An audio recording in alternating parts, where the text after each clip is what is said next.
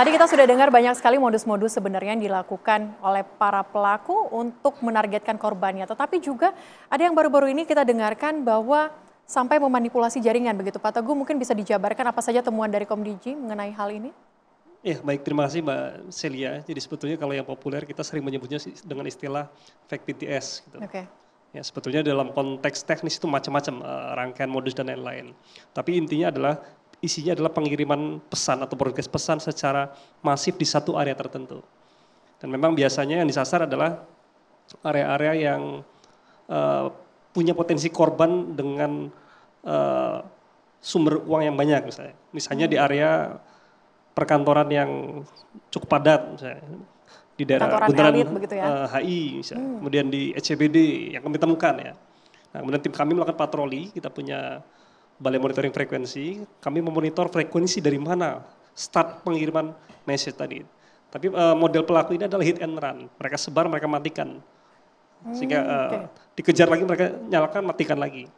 Jadi benar-benar dari dalam kendaraan, mereka mobile, mereka kirim pesan, dan pesannya seolah-olah asli. Pengirimnya misalnya dari Bank A, Bank B, Bank C, seolah-olah asli. Nah disitulah literasi keuangan, literasi digital akan menentukan siapa yang terpancing untuk membuka dan siapa yang tidak. Tapi itu hanya gate awal, gate berikutnya ada macam-macam lagi modusnya. Gitu. Oke, mungkin celahnya tuh apa sih sebenarnya Pak Teguh? Sehingga akhirnya manipulasi jaringan seperti BTS fake yang sempat Anda sampaikan itu bisa terjadi Pak? Sebetulnya teknologi BTS fake ya, itu bukan hal yang baru sebetulnya ya dalam konteks kejahatan. Sudah lama gitu trennya, sudah lama. Cuma kalau dulu pengiriman atau penggunaannya untuk kepentingan iklan, spam iklan, nah sekarang dimodifikasi untuk kepentingan berkaitan dengan scam. Bukan lagi spam, tapi scam. Gitu. Oke, scam gitu. Tapi upaya dari Komdiji untuk memberantasan itu? Ya, kami melakukan patroli rutin dengan mobil frekuensi kami, ya monitoring frekuensi kami frekuensi melakukan patroli rutin untuk menentukan titik-titik mana yang potensial kemungkinan mereka akan beredar. Dan dari situ aja sebetulnya sudah membantu mengurangi kemungkinan mereka berada di area yang kita pantau gitu. Oke, itu untuk meminimalisir ya terjadinya BTS fake seperti yang tadi sudah disampaikan. Pak Roy, kalau dari Anda sendiri apakah juga Anda menemukan mungkin modus-modus baru di lingkup dari scam ini atau seperti apa? Ya, sekarang yang ngetren ya itu adalah APK yang saya menyebutkan dari AKP ya. Jadi itu berupa APK untuk dia memberikan tugas. Tugasnya itu sekarang agak aneh-aneh. Ngeklik iklan, baca buku, dengerin musik, nanti dia dapat duit. Dan kemudian ini dipasarkan secara MLM ke orang-orang di daerah. Jadi seolah-olah itu kayak pekerjaan yang mudah tapi dia dapat duit. Bahkan sekarang ada yang potensi diprovokasi untuk bikin kantor. Jadi bikin kantor di daerah-daerah, kemudian ada pembukaan, bahkan ada ngundang polisi juga. Jadi seolah-olah itu kayak itu aplikasi pekerjaan. Nah itu scam ganti lagi dan itu banyak sekali di daerah gonta ganti judul. Tapi polanya sama, jadi dia dikasih kerja yang kelihatannya gampang banget dan dapat duit. Nah ini biasa bertahan, itu sekitar antara 3 bulan sampai 1 tahun. Dan kalau udah 1 tahun tuh gede banget itu. Jadi semakin dia bertahan lama, nah kadang-kadang ketika kita mengedukasi, kita selalu dibilang bahwa, lah ini kan cuan, loh ya cuan ini untuk umpan. Supaya apa, digulung lagi, kalau udah hajar, habis. Nah ini yang terjadi dan kebanyakan ini pelaku-pelakunya ini ya pelaku yang seperti beliau omongkan dari luar negeri. Kebanyakan ya itu orang-orang Cina daratan itu kebanyakan gitu. Oke, ini seberapa berbahaya sih sebenarnya kalau ini semakin masif terjadi di Indonesia? Jadi gini, kenapa penipuan itu masif? Oke.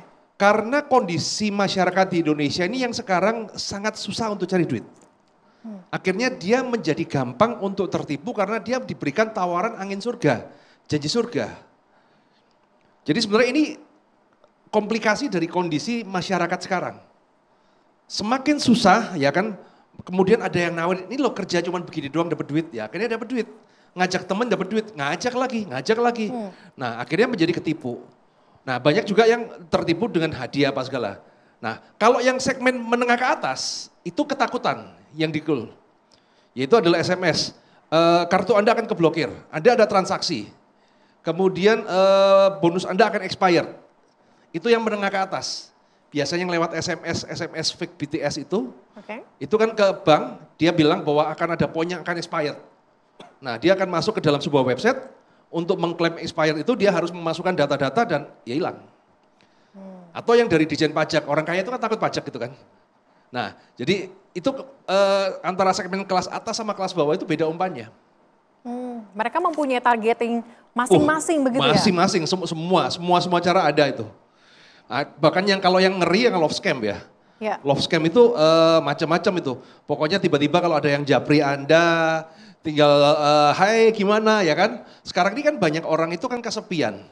Artinya di DM secara gitu aja, disapa gitu aja udah gereng gitu kan. Akhirnya ya jatuh cinta. Nah biasanya yang cewek-cewek itu. Dan lucunya adalah apa? Pertama kali dia kan pasti mau memberikan modus adalah apa? Ini ada peluang bagus nih.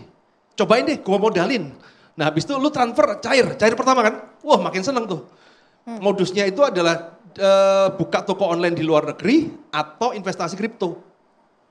Nah habis itu ya dia suruh injek terus sampai pada ada yang kena kemarin tuh yang viral di Palembang itu seorang ibu-ibu kena hampir 7 miliar. Dengan menggadaikan semua surat-surat tanah dan lain-lainnya, itu banyak masif sekali seperti itu love scam. Oke. Memainkan psikologis orang begitu ya, Anda bisa sampai katakan seperti itu. Tapi mungkin Anda juga bisa tambahkan lagi, Pak Alphonse, kalau kita lihat saat ini, kebanyakan scam yang terjadi itu kan melalui online begitu ya, jaringan cyber kita. Apa kemudian yang dirasa kurang ataupun mungkin bisa kita katakan akhirnya membuat para pelaku ini bisa masuk dan juga melakukan aksinya semakin masif. Pandangan Anda bagaimana? Ya dia masuk pada saat yang tepat. Jadi intinya pertama dia mau mendapatkan kepercayaan dulu dari korbannya. Nah kalau udah percaya lalu jadi prinsipnya simpel. Berikan ikan kecil untuk dapatkan ikan besar. Jadi banyak yang berani dia kasih dulu pertama kali uang ya kan. Lalu sudah kita percaya kita yang masukkan uang, dia kasih 100.000, wah dapat nih, masukkan 1 juta, dapat di layar palsu, di layar yang dia buat, udah jadi 1,5 juta, kita percaya itu uang kita, padahal itu layar palsu, layar di website yang dia tinggal ketik angkanya gitu loh. Lalu kita transfer lagi, lalu dia transfer balik, kalau dia amati itu sebenarnya transfer bank, tapi dia buat seakan-akan transfer online gitu. Nah dia akan mengembalikan uang. Tetapi kuncinya adalah dia tidak mungkin mengembalikan lebih besar daripada yang kita berikan. Dan dalam kasus yang berjalan itu orang akan makin percaya dengan yang di layar, dia akan makin setorkan semua, dia percaya bahwa uang yang tampil di layar itu uang dia. Sampai pada satu titik dia sadar bahwa uangnya nggak bisa balik. Nah saat itu ya sudah terlambat yang tadi OJK bilang udah berapa hari, berapa minggu. Ya mereka minta dan pintar sekali mintanya. Jadi dia bilang, jadi cerdik sekali. Dia bilang kamu punya toko online. Oke, aku mau tarik nih uangku ada 5 juta. Mendadak kamu dapat nih order 50 juta. Wah untungnya gede. Tapi kamu mesti nyetor dulu, mesti beli dulu barangnya. 30 juta gitu loh. Wah orangnya nggak ada uang, dia pinjam kiri kanan, setorkan 30 juta. Karena harapan dia 50 juta udah muncul 50 juta dia nggak bisa tarik. Kenapa? Karena ini kena pajak, ini kena itu. Dia berbagai macam alasan, kamu harus setor dulu baru bisa tarik. Nah pada saat itulah korbannya sadar dan pelaku akhirnya memainkan begitu ya, memainkan perannya akhirnya menargetkan korban itu terus termakan dari aksi-aksi yang dilakukan oleh pelaku seperti itu ya. Betul, dan korbannya kasihan, dia sampai minjem ke tetangganya, minjem ke saudaranya, dan kadang-kadang kita juga bingung gimana mereka minta ke kami, Pak gimana balikin duitnya. Kami juga bingung kalau udah begitu. Iya, kalau sudah seperti ini bingung. Tapi yang saat ini kita tahu juga bahwa banyak data-data pribadi kita disalahgunakan begitu. Di media sosial, kemudian di platform-platform scam.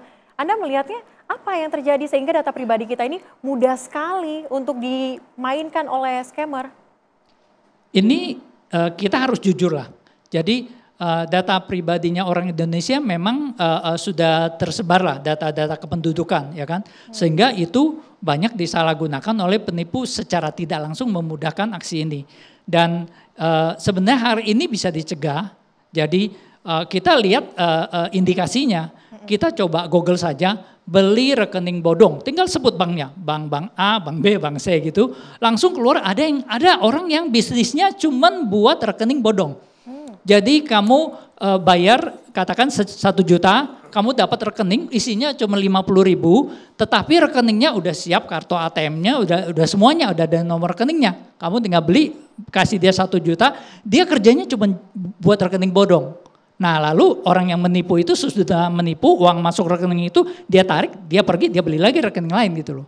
Nah jadi rekening bodong ini kenapa bisa dibuat? Karena kebocoran data kependudukan. Nah sebenarnya ini bisa ditindaklanjuti.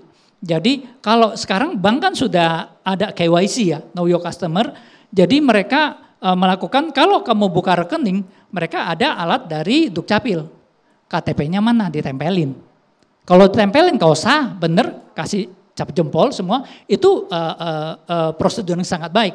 Nah tetapi kalau misalnya yang bersangkutan itu orangnya benar lalu dipakai untuk kejahatan, harusnya dari pihak berwenang menindak orangnya dan diproses. Tetapi kalau misalnya rekeningnya dibuka itu bisa menggunakan KTP palsu, itu yang ditindak harus banknya. Kenapa? Karena artinya mereka nggak menjalankan KYC.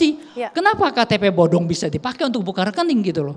Nah hal itu yang mungkin perlu menjadi perhatian.